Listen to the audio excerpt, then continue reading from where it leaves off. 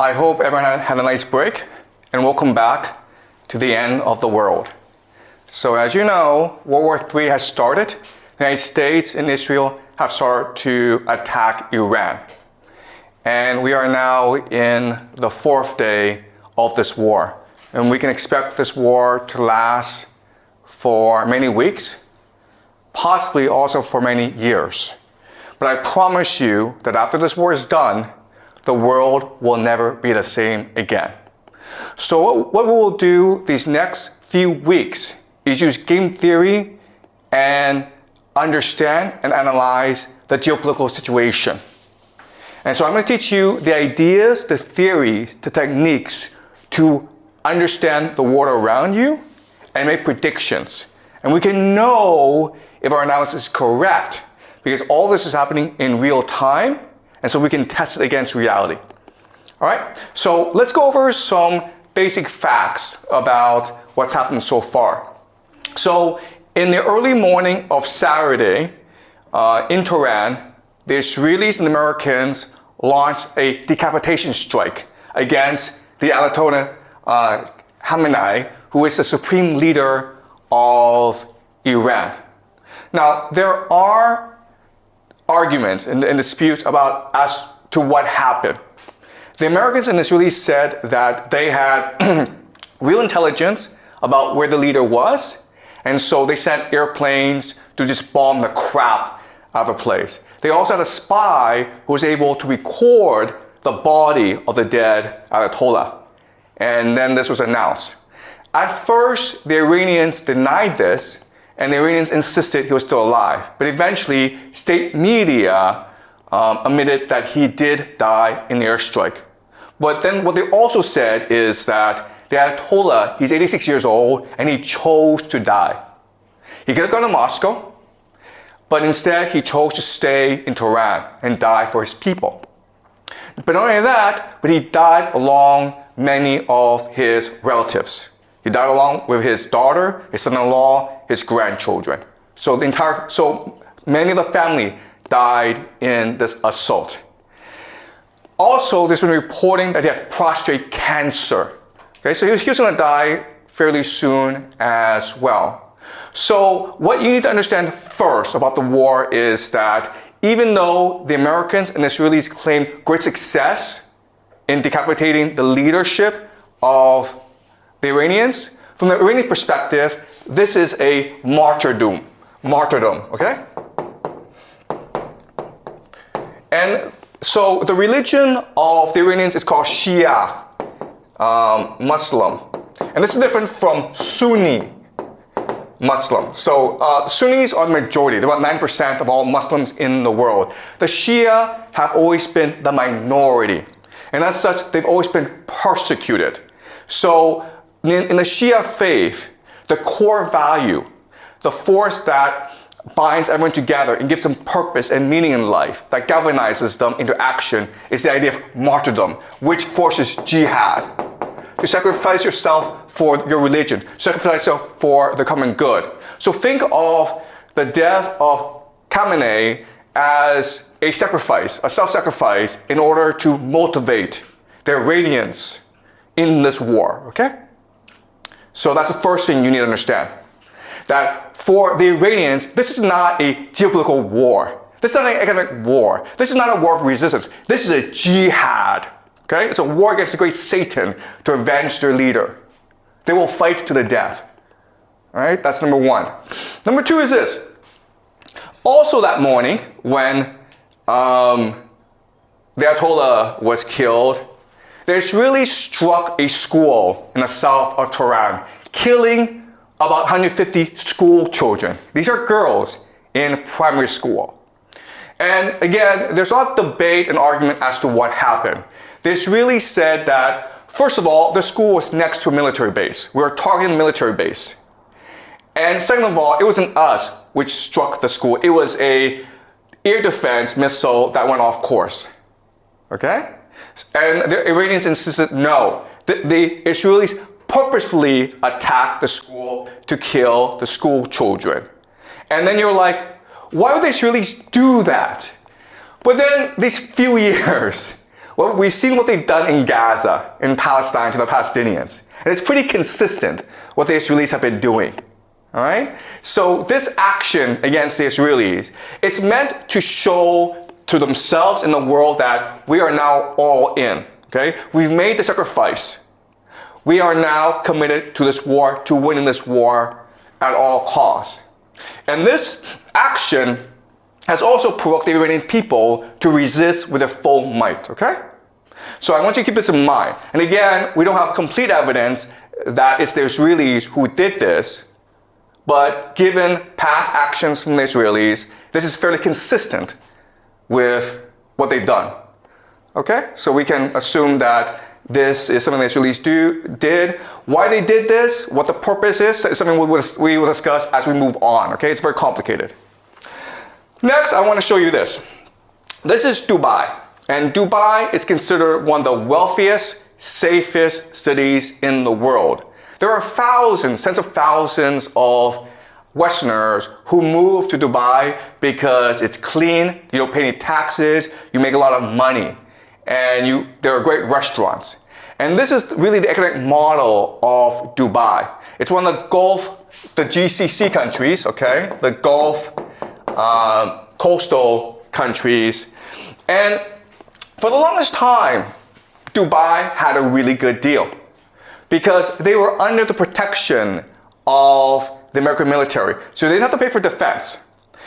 And then they were in the Middle East, which is the oil producing center of the world. And so they focus on aviation, they focus on logistics, they focus on finance, on tourism. They became extremely wealthy, right? I'm not sure if you've taken Emirates, one of the best airlines in the world.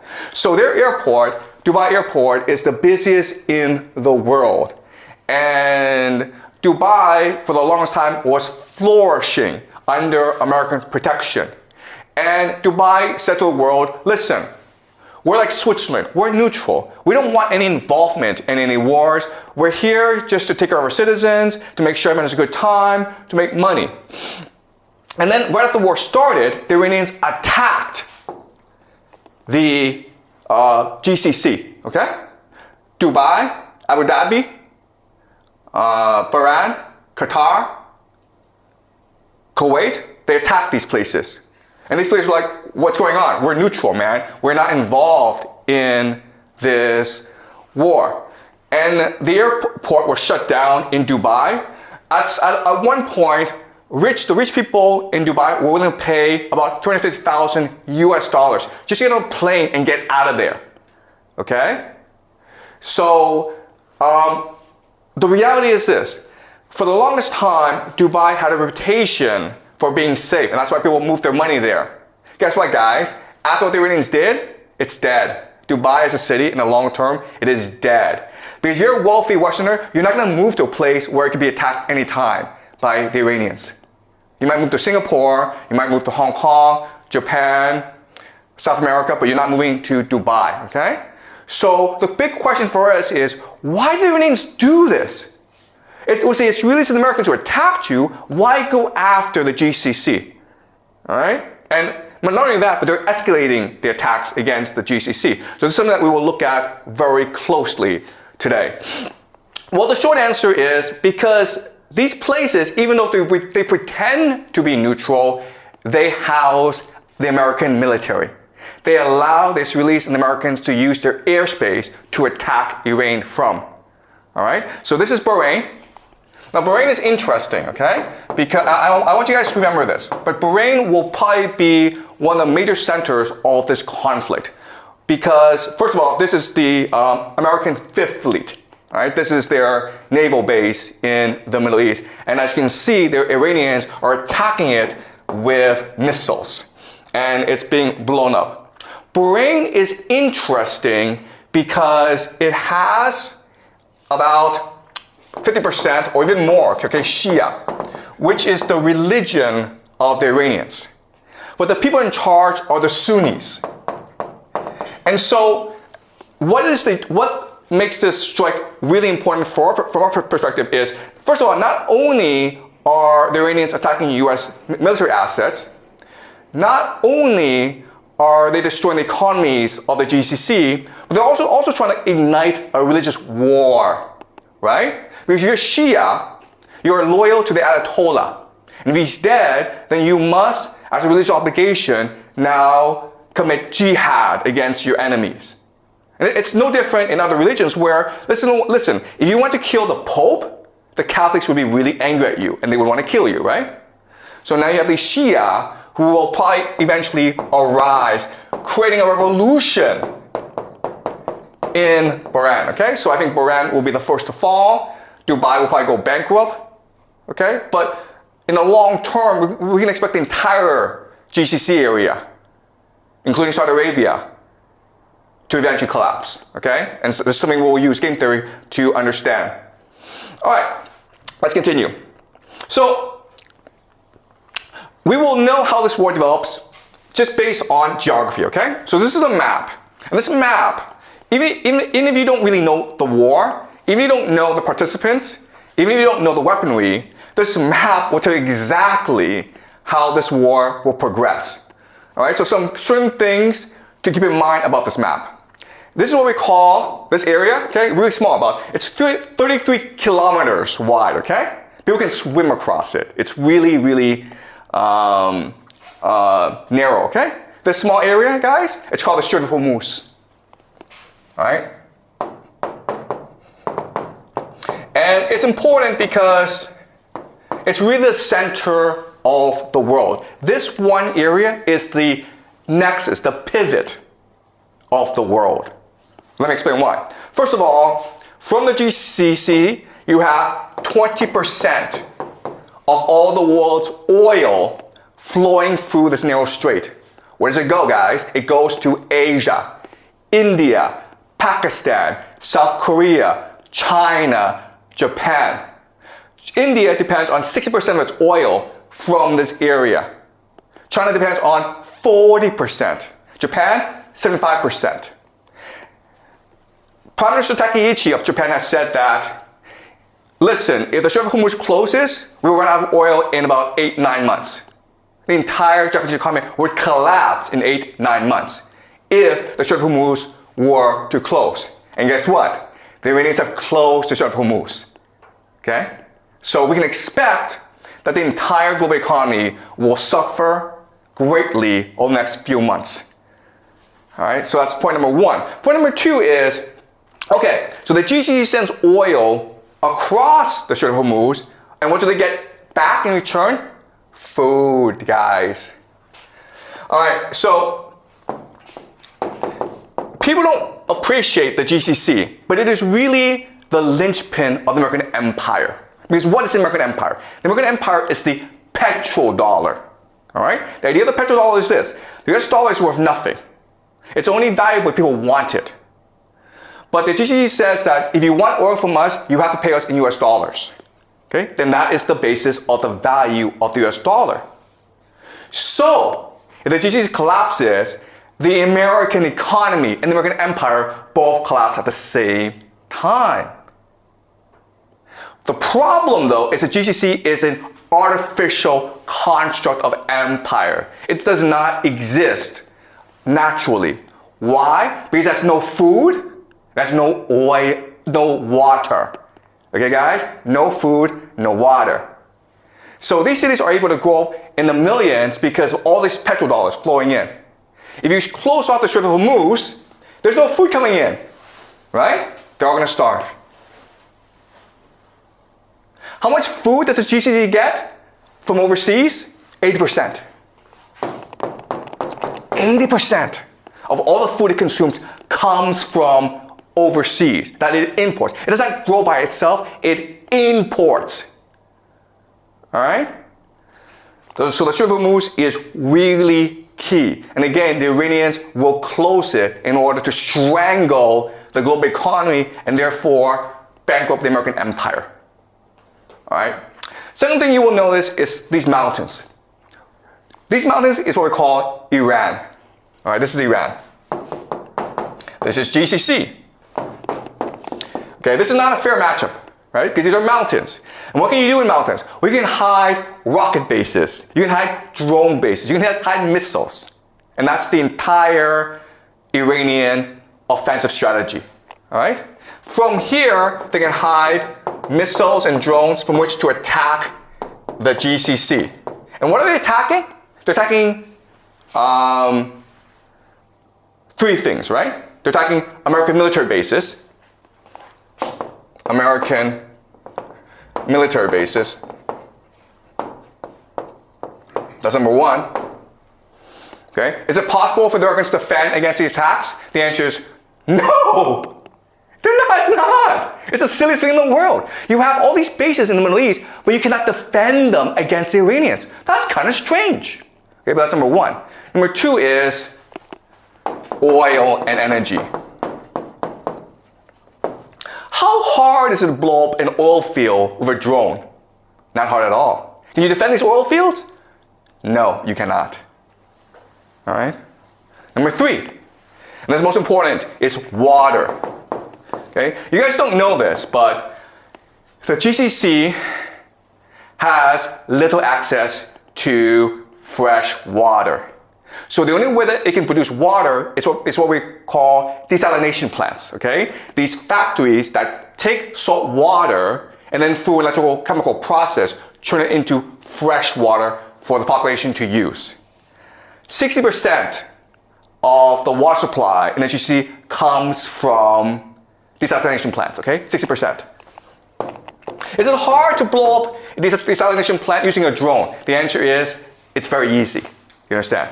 Okay? So you have this absurd situation where Iran is a mountain fortress where it can hide its offensive capacity, and the GCC, it's just this desert, this flat desert, and it is exposed to attack, and there's nothing it can do about it, okay? So at any point in this war, the Iranians can choose to just destroy the entire GCC, and there's nothing that anyone can do about it. Okay, but Iran also has a weakness, okay, and this is fundamental.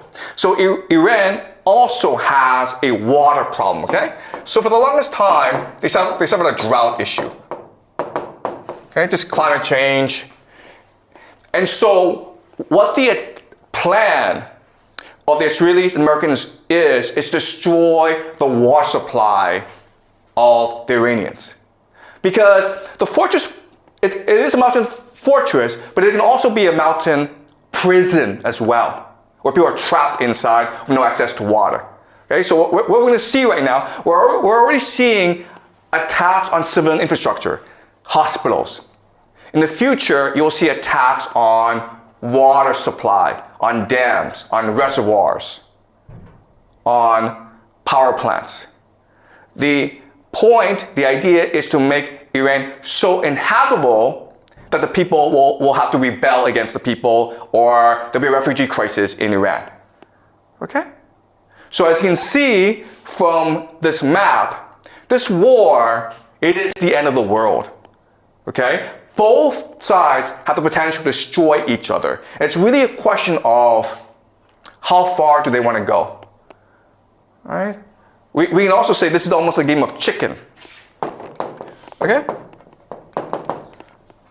We can blow each other up. How far do you want to go?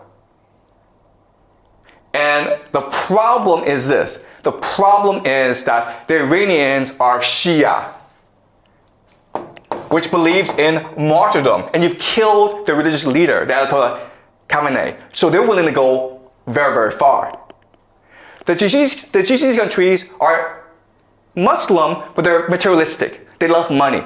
And also, most of the population are expatriates, foreigners. 90% of Dubai are foreigners. Guess what's going to happen if they suffer? They're all going to run away. Okay? So this is not a fair matchup. The big question that people have is, first of all, are the Americans going to use ground troops?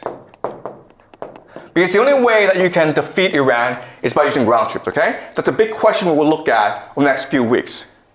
Will America send its army, 500,000, 2 million soldiers to topple the government? Okay, that's question number one.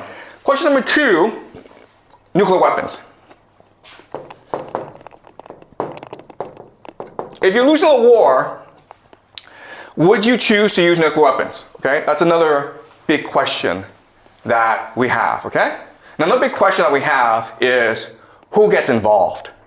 Because this situation is so dire that Europe, okay, specifically Germany, France, and Britain are talking about entering this war.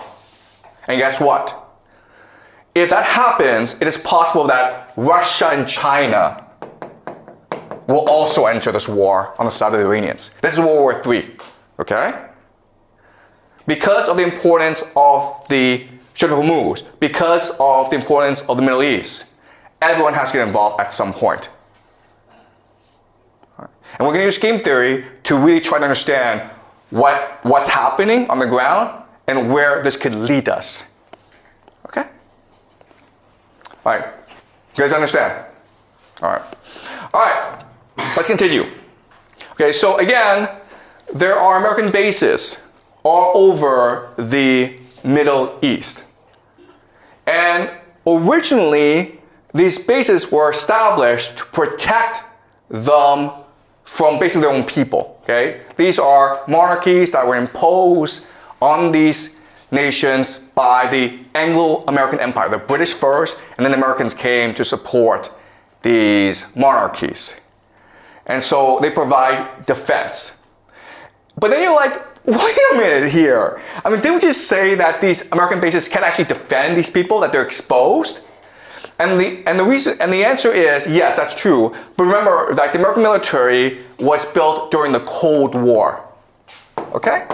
And the Cold War was a war between the Soviet Union and America. And so the Cold War was defined as something called MAD, mutually assured destruction, because both had nuclear weapons, okay? So they didn't really go to war against each other. And so in other words, these bases aren't really meant to defend these nations from other enemies. They're really meant to impose American authority in the Middle East, okay? And it's the idea of this. It's the idea that empire, it is really an image. It is a hallucination. It's just an idea. Empire is it's an aura of invincibility and invisibility, okay? If you fear it, then you'll obey it. But it's not really designed to fight a war, okay? And so that's why we have this absurd situation. And because there are so many bases in the GCC, that gives the Iranians the perfect pretext to attack them in order to destroy the GCC economy, which will destroy the American empire, right? All right, so this is how the war is shipping out, okay? So the red is the Israelis and the Americans, the yellow are the Iranians. And as you can see, the Iranians are attacking everywhere, primarily Israel, okay? But also, as you can see, a lot of focus on Bahrain and Qatar. And again, the intention is to destabilize the economy and the government. Okay? It's to try to get as much instability as possible. All right? Okay, and as you can see, the Americans and Israelis are focused on Tehran. And so the Americans and the Israelis use something we call shock and awe. And the very idea of shock and awe is you decapitate the enemy. You cut off the head, the body will fall down, okay? The problem, though, is, again, the Iranians see this as a religious war. And so the Iranians have announced total war. Okay? And so what this means is that right now, command and control in Iran is decentralized. There's no one person telling everyone what to do. Every region has its own orders, has its own strategy. And so if you knock out Tehran, everyone else keeps on going. So if you take off the head, it doesn't change anything. Okay? But unfortunately, the Israelis and Americans use this as a military doctrine. Military doctrine just means how you design your military for what purpose. And so even though the Americans seem like an invincible army, they are not equipped to fight a 21st century war against drones, against destabilization, against religious fanatics. Okay, they're just not. All right? But unfortunately, because of military doctrine, they're going to keep on attacking Tehran. Now, the great irony of all this is that the Iranians who would be most supportive of regime change, are actually in the cities because they are educated, they're progressive. The people who are most fundamentally against you, will fight you to the death, are religious fanatics, the Shia militants living in the rural areas. Okay? So this is a really silly thing where you are actually destroying those who will most likely support you, and you're leaving alone those who are most likely to commit jihad against you. All right? Any questions so far, guys? Are you clear? All right. So another idea that I want you guys to understand is the idea of asymmetry. Asymmetry. All right. So what is asymmetry? Asymmetry means that the two sides are choosing to fight different wars using different techniques because one is much stronger than the other, okay? America is a great empire. It has unlimited resources. It has the USD. It controls the world, right? Iran is a country that has been under economic sanctions for the past 45 years. It's poor. Its technology is very limited, okay? But as we learn in this class, actually, those nations that are poor actually have more energy. They're more open, and they're more cohesive. All right, so let me give you an example. This is what we call the Shahad drones. Shahad drones. Each of these drones costs $50,000 at most, okay? At most. It can go as cheap as $35,000 US. But one of them is $50,000. As you can see, you can fit a lot of these drones to a truck that can go anywhere in Iran, and it can hide anywhere.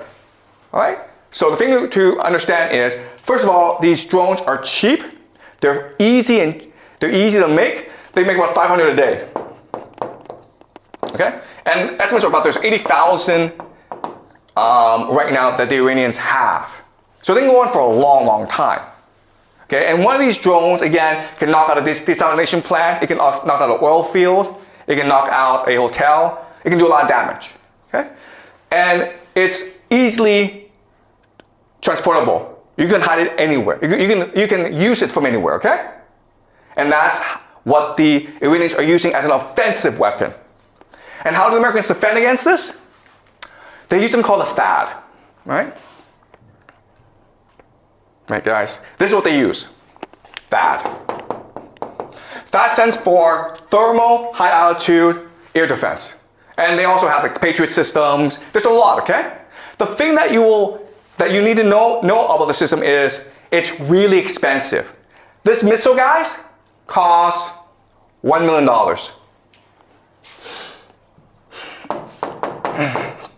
$1 million. So there's this $50,000 drone coming your way, and you throw a $1 million missile at it, okay? And often these missiles miss, so you have to throw 2 or 3 missiles at it, okay? So you're spending $2 to $3 million on each $50,000 that the Iranians spend. That's kind of silly. Second thing you'll notice is that this thing is really big and really slow. And therefore, you can't really move it around. Therefore, it's pretty easy for the Iranians to spot where this is and attack it. And then when these things blow up, that's a lot of money, guys. Okay? Then you're like, what? But this makes no sense. You know the Iranians have drones. They've had drones for like 10 years. You've also seen drones used in the Russia-Ukraine war to devastating effect. Why don't the Americans know this? Why did they prepare? Okay, and again, it has to do with military doctrine. Because military doctrine determines how you fight a war, it determines on your bureaucracy, and it determines how you spend your resources, okay? And unfortunately, the Americans are used to fighting something called the Cold War. right? In the Cold War, because you can actually fight the war, you can actually use kill each other because then people use nuclear weapons. The Cold War was about flexing. Flexing, okay? You see how big and powerful I am? Me! Okay? That's all it was. These weapon systems are designed to scare the crap out of you. They are designed to impress you. And as a result, they cost a lot of money, and they really don't do anything, all right? So that's the entire American military. It costs a lot, and it doesn't really do anything. And it's not resilient. It's not innovative. It's not open. All right? Also, the other thing I have to say this, okay, is if you look at the American military, it's corrupt. So this is really about corruption.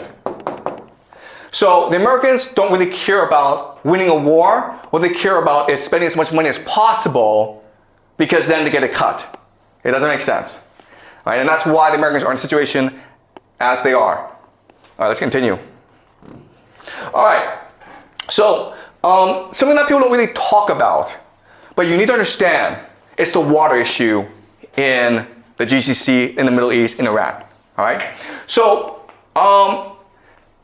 this is a map of the world, and if you are light blue, Brazil, Canada, you have nothing to worry about because you have a lot of water, a lot of fresh water, very little population. All right. So 100%. Just means 100% water stress just means that you drink as much water as the environment produces. Okay? So you want to be below 100% to be sustainable. Ideally, you want to be at 10%. Okay? If it goes above 100%, it means that you are drinking more water, using more water than the environment actually produces. Okay? So you're putting stress on the environment.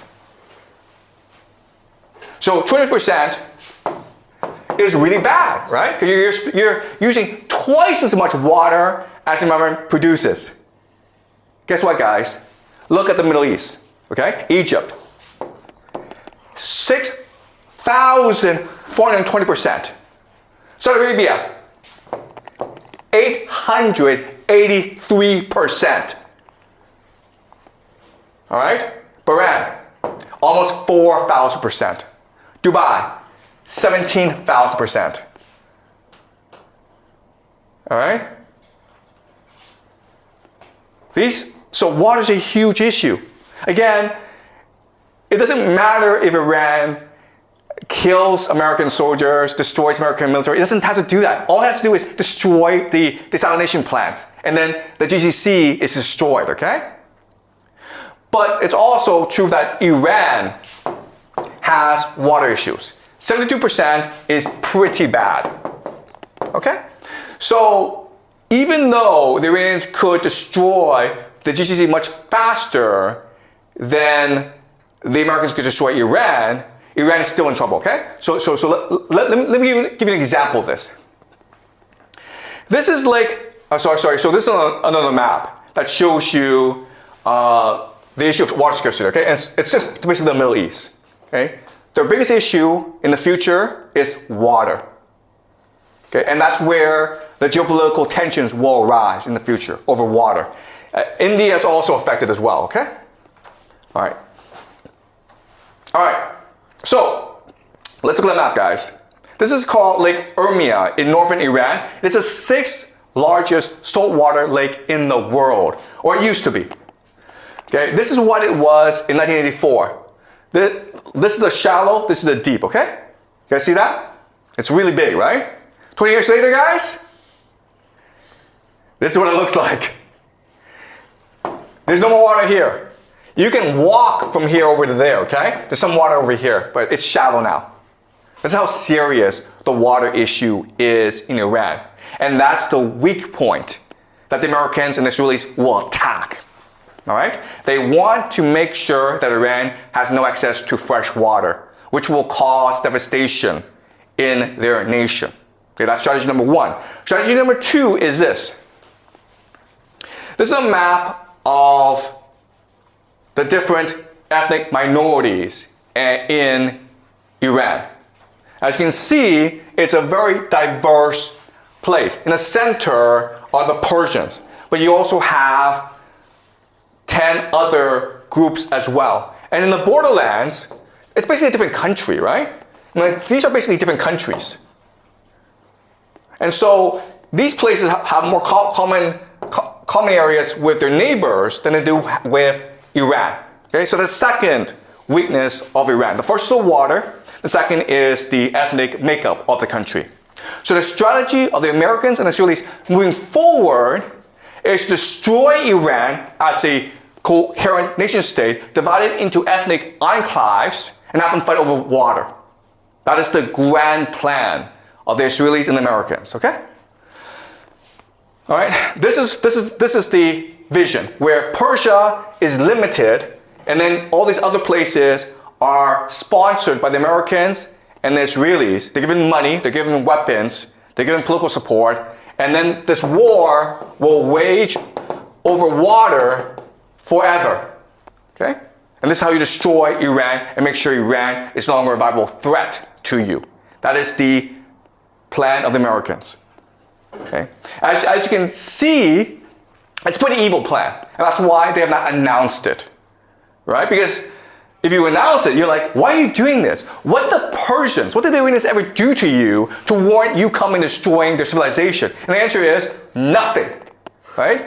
So the Americans, Israelis will never admit they're doing this, but if you look at the map of water supply, of ethnic tensions, this is the optimal game theory strategy for them to use against Iran. Okay, does that make sense? This is a long-term plan that they have in place. And it's all moving towards this plan. But now the question then is, how can the Iranians respond to this? And the answer is this. This is a map of the Muslim world. Okay? So the light green are the Sunni people, okay? That's 90% of the entire Muslim population, about 2 billion people, okay? Then you have in dark green, the Shia. So as you can see, the main place of the Shia is Iran, okay? Iran is one of the few Shia nations in the world. But you can also see from this map that Shia are spread throughout the world, okay? And so the first thing that the Iranians want to do is create a jihad to unite all the Shia against the American empire. All right, so what they want to do is create an uprising. And it's already happening, guys. The Shia in Pakistan stormed the American embassy in Pakistan, and the Americans killed a lot of people, okay? The Shia have attacked the American embassy in Iraq. The American embassy are being attacked in a lot of places, right? So the first strategy is to create an international global jihad of the Shia against the American empire. And it's already happening. It will continue for a long time because the Americans have killed the Khamenei, okay? And that requires vengeance. The other thing, though, is that it can unify the Muslim world, okay? If you look at this map, most of the Muslim world is actually run by dictatorships that are not popular at all, okay? And they're allowed to exist because of the American empire, right? You go to Saudi Arabia, Egypt, Algeria, these places, they're all run by clients of the American empire, right? So if you rally the people who hate their governments and you overthrow them, then that makes Iran the leader of the Islamic world. Not just the Shia world, but the Islamic world. And this creates something called Pax Islamica. That is the end goal, guys. Okay? If you do that, then you don't have to worry about the Americans and the Israelis anymore. Right? So the Israeli game plan, the American game plan, is to fracture Iran into ethnic enclaves, and they'll fight over water for the rest of their lives, and they'll all die. The Iranian game plan is to create a religious war, a crusade, that unifies the Shia people, that overthrows the American Empire and establishes something called the Pax Islamica. All right? All right.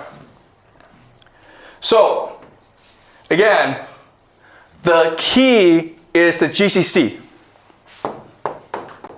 All right? So the game plan is this. You have to destroy the GCC.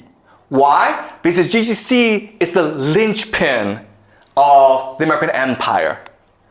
So what the GCC does is this. It sells oil, and then for US dollars. Where does it put US dollars? It puts US dollars into the American stock market. All right, so this is investments of the UAE, okay, Saudi Arabia, and Kuwait into the US financial markets. As you can see, from 2012 up to today, it's been exploding. All right? Because the US financial markets is one of the safest places where you can put your money. The intention is this. The intention is, hey, if I cut off oil, and these countries no longer have access to US dollars, they're forced to spend whatever resources they have on protecting themselves, okay? And then guess what happens? The stock market collapses. The stock market collapses. The stock market is the real growth engine of the US economy. The entire US economy collapses with it. All right? There are about maybe 7 companies in America that accounts for about a quarter of stock market growth, okay? These 7 companies, of course, are AI companies. NVIDIA, Microsoft, Google, Apple, okay? These are the companies, and then these companies are heavily invested in by the GCC nations. So if these nations are no longer able to invest in the stock market, these companies will collapse in value.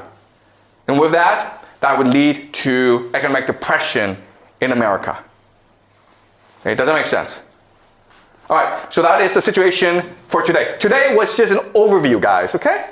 I know we covered a lot. I know there's a lot to take in, but over the next few weeks, we will explore each issue in depth and really understand what's really going on, okay? All right, so any questions, guys?